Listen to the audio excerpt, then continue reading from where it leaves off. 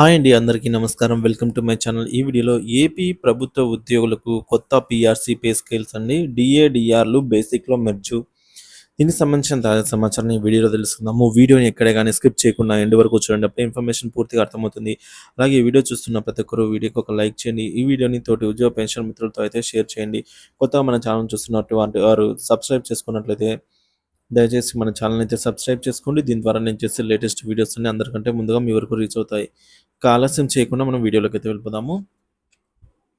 Friends, మనం చూసుకున్నట్లయితే ఆంధ్రప్రదేశ్ ప్రభుత్వ ఉద్యోగులకు కొత్త బేసిక్ పే డిఏడిఆర్లు పిఆర్సి కొత్త పే రివిజన్ కమిషన్లో ఏ విధంగా మెర్జ్ అవుతాయో ఇప్పుడు మనం తెలుసుకుందాము. ఇప్పటి వరకు ఉన్నటువంటి 33.67% డిఏడిఆర్లు ఉన్నాయని, ఇవన్నీ కొత్త బేసిక్లో మెర్జ్ అయ్యి ఫిట్మెంట్ కలిపి కొత్త పిఆర్సీగా అయితే ఇవ్వబడుతుంది. ఈ మెర్జ్ మరియు ఫిట్మెంట్ ప్రక్రియకు సంబంధించినటువంటి క్యాలిక్యులేషన్ ఒకసారి చూద్దాము.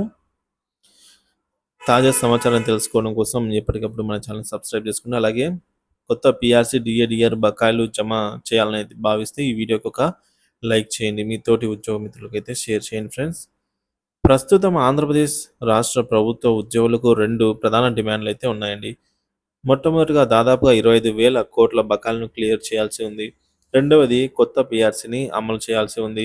పిఆర్సీ అమలు ఆలస్యమైతే మధ్యంతర వృత్తి అయినటువంటి ఐఆర్ను 30% ప్రకటించాలి అని చెప్పేసి ప్రభుత్వ ఉద్యోగులు కోరుతూ ఉన్నారు. సో 11వ పిఆర్సీ కాలం 2023 జూన్ 30 నాటికి ముగిసింది.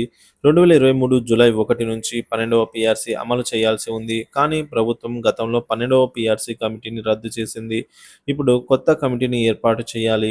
కొత్త పిఆర్సీ అమలు చేస్తే డిఏడిఆర్లు బేసిక్లో మెర్జ్ అవుతాయి. ఉదాహరణకు జనవరి 2023లో 30.03 డిఏగా ఉండగా జూలై 2023లో మళ్ళీ అదనంగా 3.64% జత చేయడం జరిగింది. కాబట్టి మొత్తంగా 33.67% డిఆర్ బేసిక్లో అయితే మెర్జ్ అవుతుంది. 12వ పిఆర్సీ అమలు చేస్తే బేసిక్ పెరుగుదల గురించి తెలుసుకోవడానికి ఒకసారి క్యాలిక్యులేషన్ చూద్దాము. ఫిట్మెంట్ రేటు 30% ఉంటుందని అంచనా. ఉదాహరణకు ఒక ఉద్యోగి యొక్క బేసిక్ పే 40,000 రూపాయలు అయితే కొత్త పిఆర్సీ ప్రకారంగా అంటే 63.67 పెరిగితే 2,54,668 అవుతుంది. ఈ విధంగా ప్రభుత్వ ఉద్యోగులకు బేసిక్లు అయితే పెరుగుతాయి. గవర్నమెంట్ తక్షణమే డిఏడిఆర్ బకాయిలను చెల్లించి 12వ పిఆర్సీ అమలు చేయాలి. పిఆర్సీ అప్డేట్స్ కోసం మన ఛానల్ అయితే సబ్స్క్రైబ్ చేసుకోండి. Thank you for watching this video.